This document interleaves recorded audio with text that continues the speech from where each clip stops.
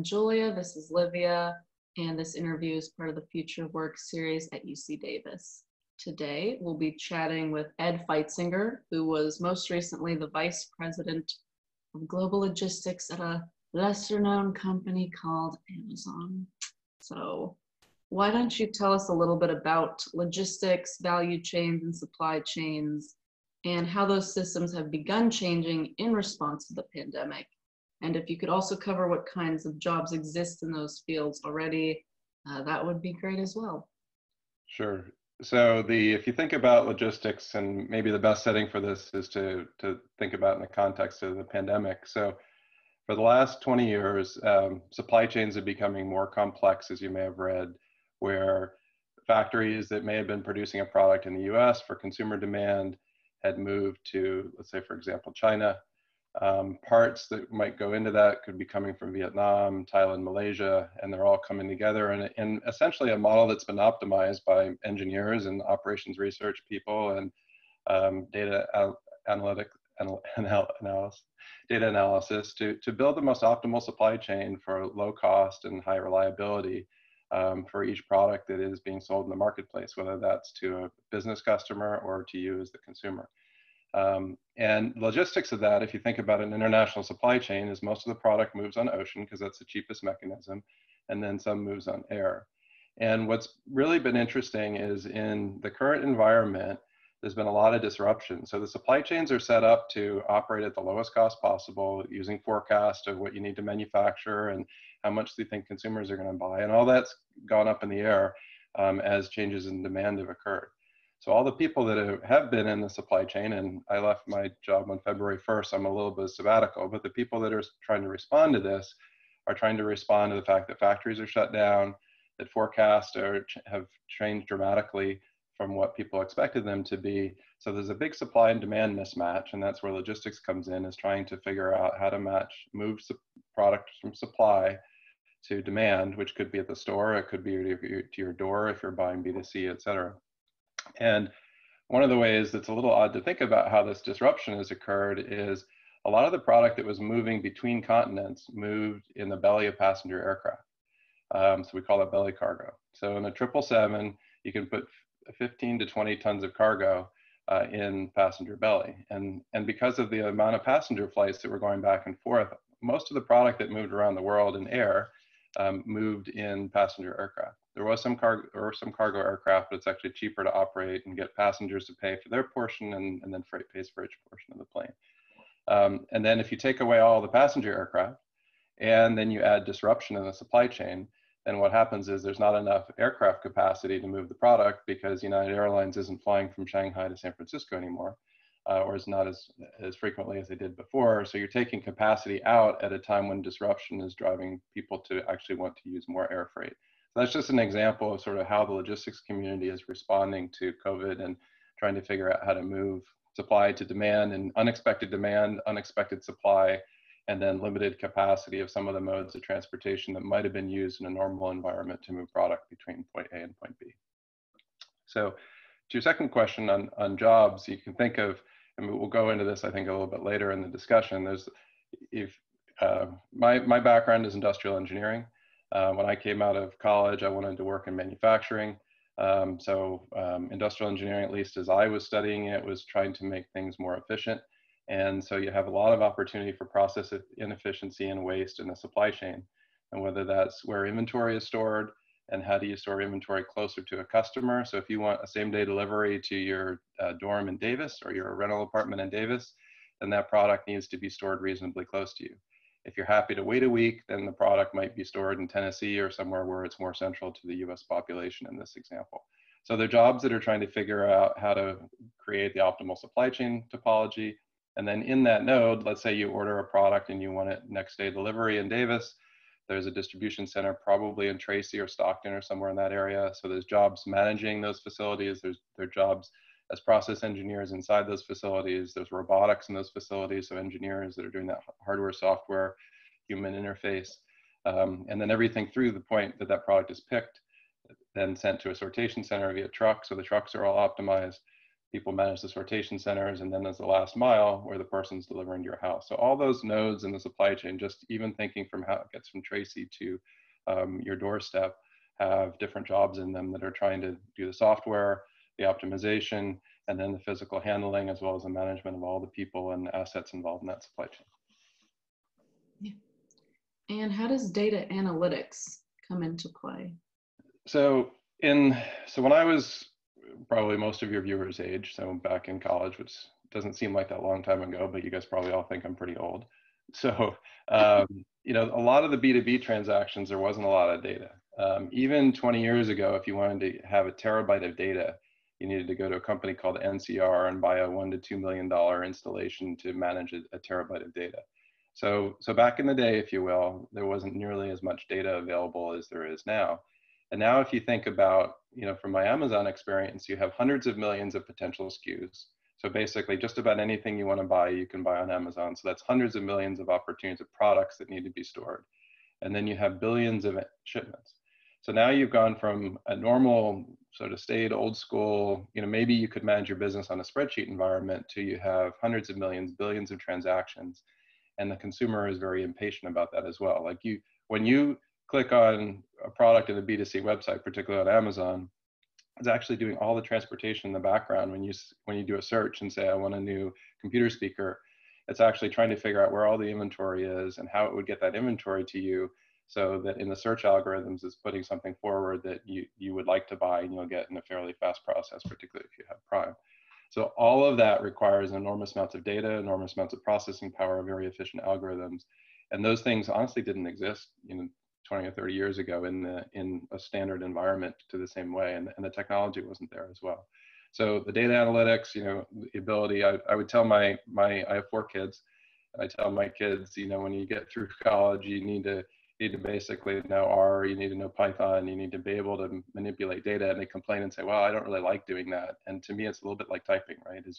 As there's so much data out there, whether you're going to medicine, you're in logistics or anything else, there's just massive amounts of data. And I think being able to manipulate that data and use it in your job is probably a little bit like typing for maybe in my age, you know, again, back in the day. What advice would you give to graduating seniors, or anyone graduating in the year 2020, be that from an undergrad or graduate program? What skills would you recommend that students focus on developing and refining in this time? I guess first of all, it's a relatively uncertain time. You know, and you guys have had you know, if I think about my kids, I have a 22-year-old senior, I have a 20-year-old sophomore at Davis. There's been a pretty good run of having jobs, and you know, if I think about the last year or so up until COVID, you know, employers are struggling to find people. So it's a fantastic job market, and you can pretty much go in and you know, if you come up with a good GPA and a good degree, it was relatively easy, I think, to find a job. And now things have changed a little bit, right? Potentially. So we have this, you know, I think you're coming into a situation that's a little bit more normal now, where, you know, the job market's not going to be red hot. And you're going to have to think about, well, what job is available, not necessarily what is my perfect job, right? But I would also give people some solace in saying that this is sort of normal, and maybe we're going to be this year, it's going to be a little tougher situation for seniors that don't have jobs. But I think going forward, you know, on average, I think if you looked over the last 30 or 40 years, college graduates didn't always get their perfect job, and you had to sort of figure out, well, here's what I think I want to do, and maybe you find something that's adjacent to that and not necessarily exactly what you wanted to do, and then you explore that. The good news is, even if you thought you knew exactly what you wanted to do, life changes. And if you look at the percentages of students that stay in the job that they started in, even if it was their ideal job, you know, it's pretty dynamic, and people pivot their careers a lot. If you look at my particular example, I wanted to be a manufacturing process engineer. I thought that would be great. And then the manufacturing jobs pretty much dried up in the first 5 or 6 years of my professional career. So that's how I ended up going from manufacturing into supply chain, and then eventually into logistics. So I think people coming out of school need to be prepared to pivot, and maybe you need to pivot a little bit more right now to find the ideal opportunity. But while you're in school, and if you're not a senior, and if you're an undergrad, again, I think some of those tools and being able to manipulate large amounts of data, again, regardless of what profession you're going into. But if you are thinking about going into supply chain or a logistics related field, it's an absolute necessity to have that. And then I think you see what's out there and explore it and find something that fits your passion and realize that everybody before you has kind of gone down the same path, and you learn on the job, right? And you learn what you like and you learn what you don't like, and you learn what you're good at and you learn what you're not good at. And those may be surprising to you, but that's okay. And that's what we've all gone through and adapt to, and then eventually I think you find something you love and are good at, but you just need to be open to that process. Sometimes, and particularly in my family, we have people that like to build plans and would say, here's exactly how they want things to go. And these times are pretty disruptive for that if you have an exact plan of what you thought you were going to do. But the reality is, and maybe this is a little more severe than usual, but as you go through your career, my advice would be things will change. You'll have bad bosses, you'll have good bosses, you'll be a company you love, and the company might go out of business. So you need to prepare and be resilient and just constantly stay fresh in your career, but be prepared to pivot at all times. Mm-hmm. Absolutely. And speaking of finding opportunities, if you're a recently graduated student, how do you think the pandemic might influence hiring practices? Do you think that companies are going to maybe be more concerned about their bottom line in the immediate aftermath, maybe a bit more hesitant with what kinds of graduates they're looking to hire? I think it's so I'd separate the people into two categories. I think if you have a job and you have an offer from a reasonable company, I think you'll get to keep that offer. An example I've used for people is it's like the NFL draft, is sort of the crudest version of that, right? So you can think about, if you're a football fan, you think about the NFL has full rosters, and every year there's new people coming out of college, and they still draft every year. They still did the draft last week, right? And so someone who's already established, who may not be perfect in the eyes of the company, is going to lose their job, unfortunately, to the new draft choice. And that the NFL is the most visible version of that, and it's brutal, but people make a ton of money on that. But I think the reality is most workplaces function somewhat like that, with some veneers around them or other things that aren't quite as brutal as the NFL is, but that's the reality of the job market. So coming in as a fresh talent, people would be willing to take a risk on you and say, hey, this person has opportunity. Now the challenge is getting into finding open doors and finding companies that are willing to hire and give you that shot, right? And that will definitely be reduced. So as companies look at their prospects and do their planning, and they typically do that on an annual basis, but now most companies are probably revisiting their plans, they will cut back on hiring, and that's a fact. But if you already have a college offer, and if people already plan to hire a certain number of college grads, then most likely the companies are going to keep those offers. In the past, companies that rescinded offers for people in times like this got heavily punished by both the universities as well as future students, because if, let's say, this year's job market isn't great and person A has a job offer from company X and company X rescinds that offer now, then this freshmen and sophomores will remember that, the Career Center will remember that, and then when things heat up again, which they always will, then company X will be in a disadvantaged position and people won't trust them. And companies know that. So that's instilled in most larger companies' mindsets. And so if you have an offer, I think in general, I'd say you're probably going to still get your job. If you don't have an offer, things will definitely be tighter. But then that's, I think, where you just got to display a little flexibility and find the best thing you can that's close to what you want to do. Or I think a lot of people are looking at grad school and seeing if they want to further their education at this point, if that's an option for them. Yeah. And touching on what you said about grad school, what are your thoughts on going to grad school versus entering the workforce now during the recession? Yeah, it's an interesting choice. So when I was a senior in college, my father was badgering me actually to go to grad school. And so I applied to one grad school and said, well, if I get in, then I'll go. I ended up getting in, but I was tired, honestly, of being in school for 4 years, and I was looking forward to doing something different. I was able to defer, and then I went back to grad school after a year. My wife, who I met while I was at grad school, and she was co-terming, so getting her grad degree and undergrad at the same time, and I were in the same major, industrial engineering. And we've actually talked about it and said that, you know, in an ideal world, you'd go and get some industry experience before you went and got your grad degree, because I felt I got more out of my experience having deferred a year and worked a year than had I not. So, so I would say to me that was sort of optimal, is get in, have the option. If you don't get a job, you can always go.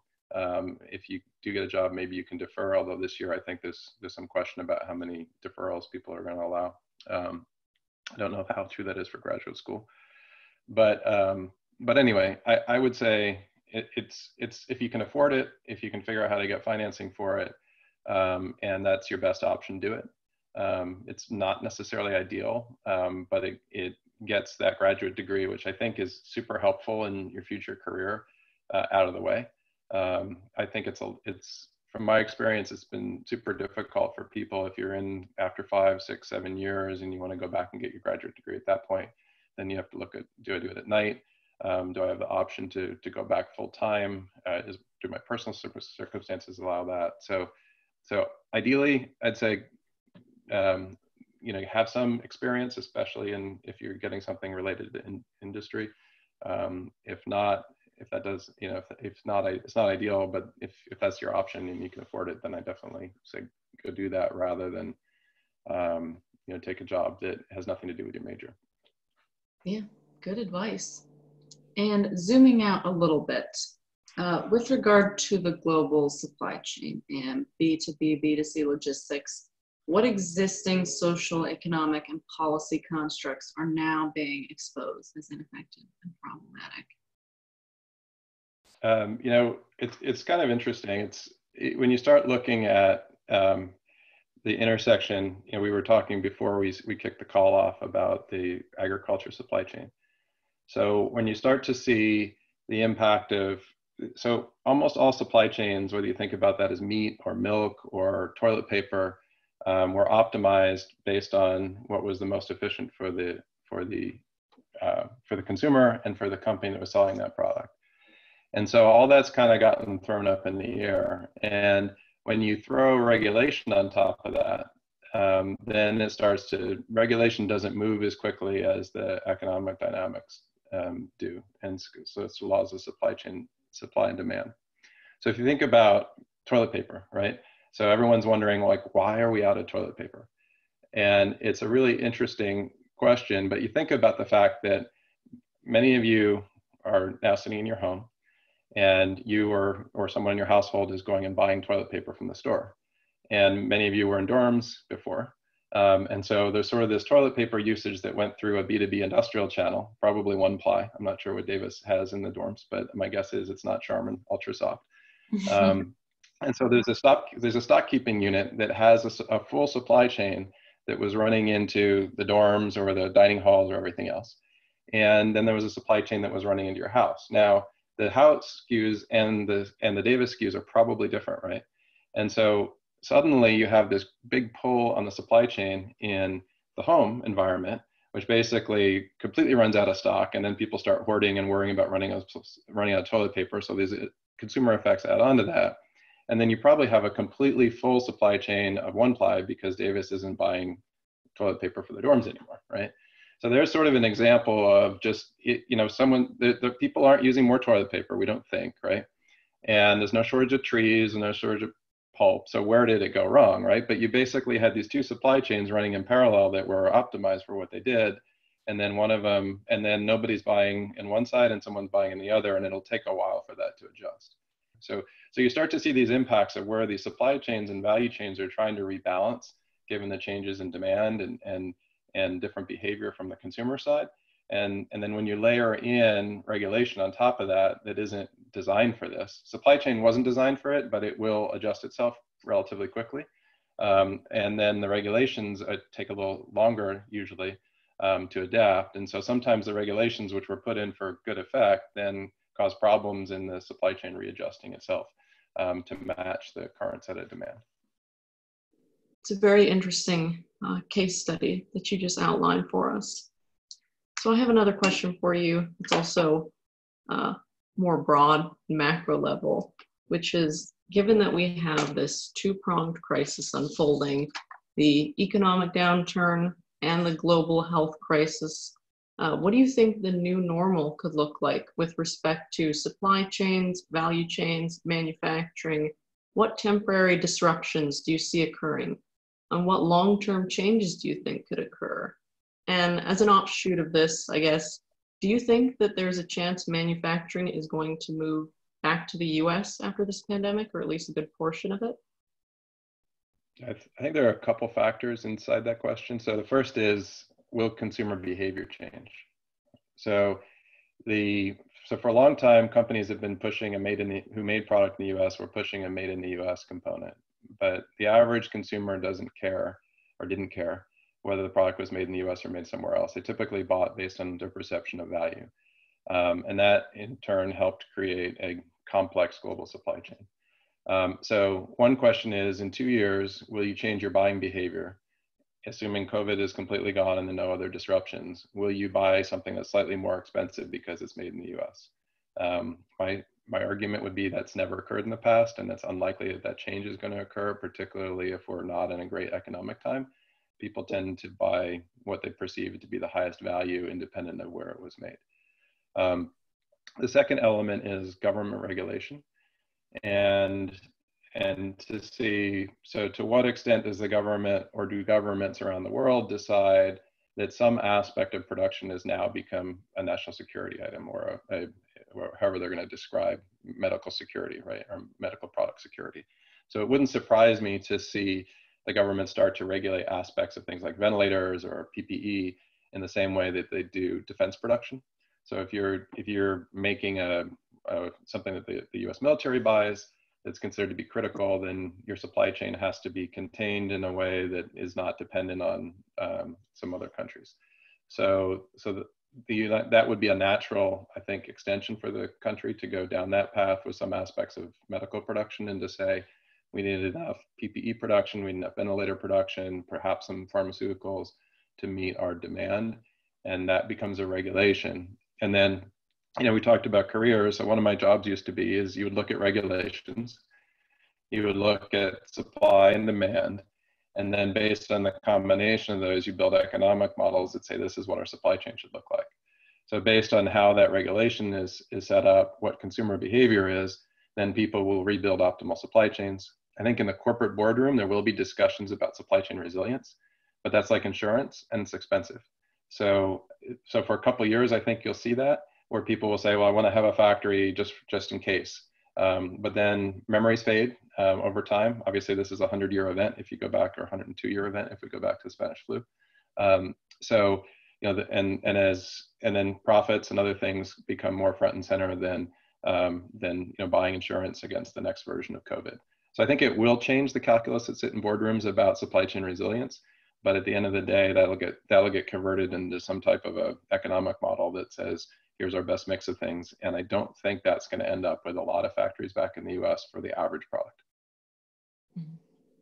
And if you're up for it, we'd love to hear your thoughts on one very important issue that the country is currently facing, which is this issue with distributing and transporting ventilators and other medical supplies. What do you have to say about that? So the medical supply problem is really interesting. I think if you looked at this problem and said, just think of each state as a demand node, right? Almost like each state has its own set of demands. And if you assume there's no bias in their forecast or their orders, which is probably a really bad assumption right now, then you could say, well, the ideal way to do that from a statistical and inventory math perspective is you would hold one central stockpile of inventory. And then as one of those 50 nodes ran out, you would quickly replenish that. So if one had decided that they wanted to set that up in advance years ago, it would be relatively easy. But what you see happening and playing out in the news media is that the government is effectively trying to set that up on the fly as an overlay to the private supply chains that are supplying all this. So you have governors saying, here's how much we need. We have a limited supply. The logical thing would be to say, I have one central supply and then I have 50 nodes and I'm going to replenish them as they need to.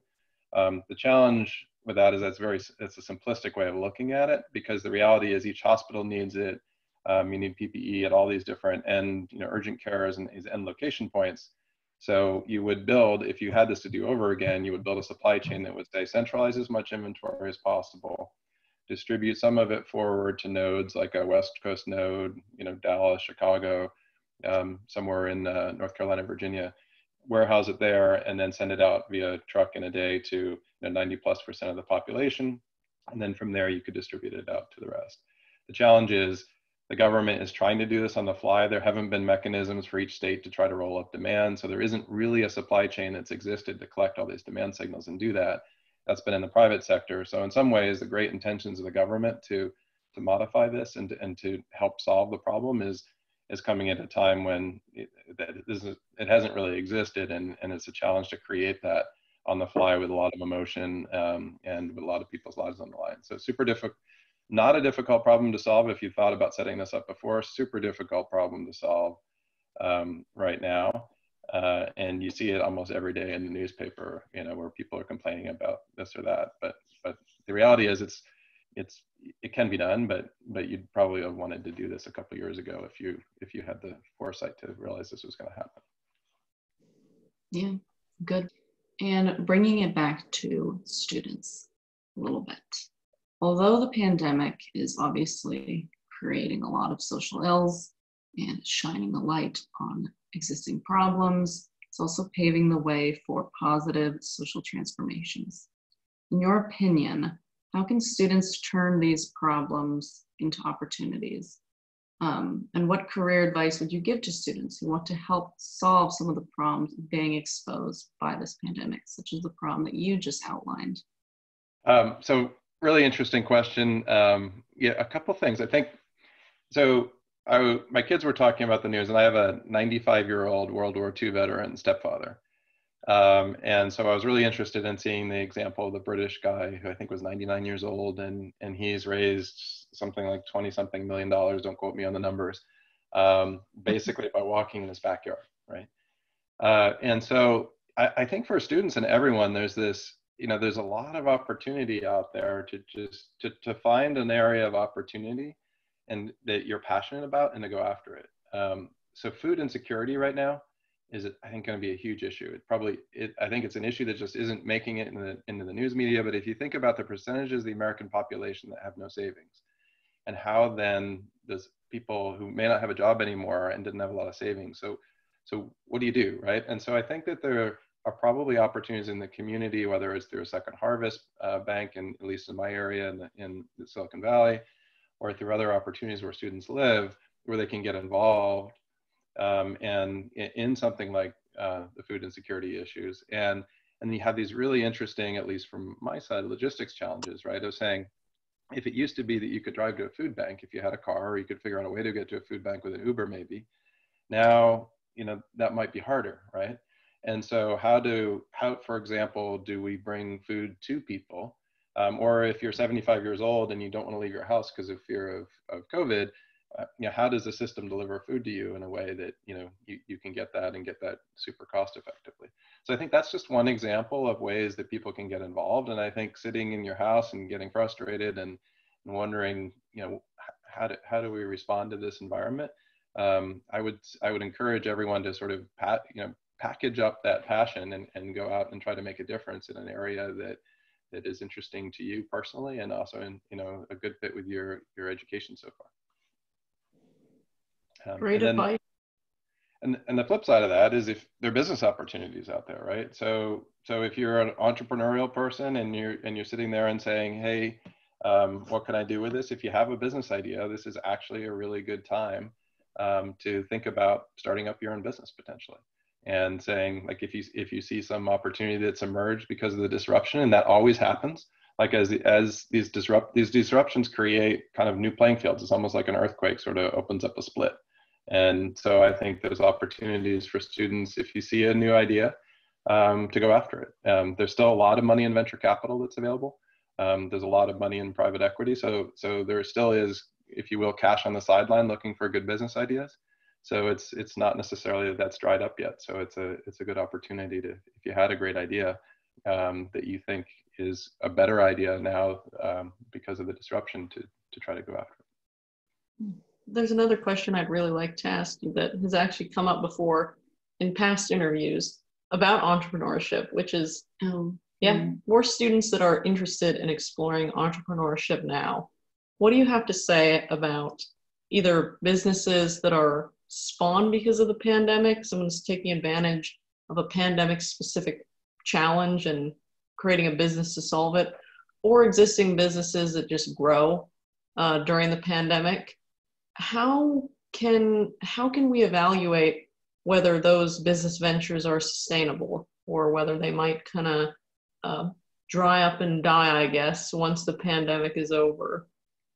Yeah, and I think that's a great question, right? And I think a lot of people think, there's a lot of debates about what's going to be the normal after this and not. And I think inherent in any new startup is risk. So if you knew exactly when you're starting your business that this is exactly the business plan you're going to go down and this is exactly how your market is going to transpire, you're probably fooling yourself. So I think that if it's a good idea and if you have funding and it's not and it's ethical and you think it's got some legs beyond this, and I would be very careful to not fall into this trap of so people are not going to be sheltering in place all the time. People are not going to, people will go back to some level of normal activity. So I think you have to be shooting, because it'll take you a while to start up your business. You have to be shooting for the point that's 3, 6, 12 months down the road. So as you build your business up, that you can scale into that, whatever the new is going to look like at that point. And as long as you have some confidence in that, especially now, and go for it, right? Would be my advice. But I would be slightly skeptical, like for example, your example before, all manufacturing is going to return to the U.S. And no one's really saying all, but there are people that are saying, oh, lots of manufacturing is going to return to the U.S. Some will, but you want to make sure you're right if you're going to go set up your business based on that type of assumption, right? And for students who are interested in creating their own businesses, for anyone that's thinking, with everything that's going on with the pandemic and the recession, now is not the time to take risks. It's too destabilizing. Would you say that if you don't have a job offer lined up, or if you don't have plans to go to grad school in the fall, that now is actually a good time to take risks and start a business? Yeah, it's kind of interesting. So one of the entrepreneurial things that I did in my career, I did at the exact wrong time, which is just at the top of the boom. So buying a company in 2006, 2007 turned out to be not a great idea. Everyone has said, oh, it's great, everything's on the way up. But then, 2008 came, the recession came, and so, things fell apart. So on the positive side is if you can build a sustainable business that will last in the economic environment that's coming forward, then as the tide comes in, it's going to lift your boat, right? Whereas if you build a business that's based on everybody, everything going at a great clip like it was last year, and then something bad happens, then the water goes out and your business you better have enough cash and your business better be able to sustain itself after that. So I think that, and you think about even things like construction, right? So for whatever reason, people always seem to build office buildings when there's already a ton of demand, and then in prior economic cycles, the office buildings would get finished just as the demand cycle was over, and it kind of missed the window, right? So I've always, I think this is a great time. And if you think that, so if you can get your business to survive in the next 1 to 2 years, you would probably have a really robust business when the economy comes back, as it inevitably will. Great points. And as we start to wrap up this interview, I want to ask you a question that's specific to jobs, which is, in the aftermath of this pandemic, what new jobs do you think could be created in logistics and supply chain management? And if you speak to the non-technical roles that currently exist and how those roles might evolve after the pandemic, that would be great. Yeah, so there's my 95-year-old stepdad is married to my 82-year-old mom, and she's ordering groceries online for the first time. Took her a while to cross that hurdle, but necessity was the mother of invention, so she didn't want to go outside, so she finally figured it out through multiple coaching sessions. So, there is this question about how much this has accelerated the shift from brick and mortar to B2C in things like grocery and in online ordering. And so I think you see, and while they're not new jobs, I don't think they're necessarily new supply chains they're not new supply chains.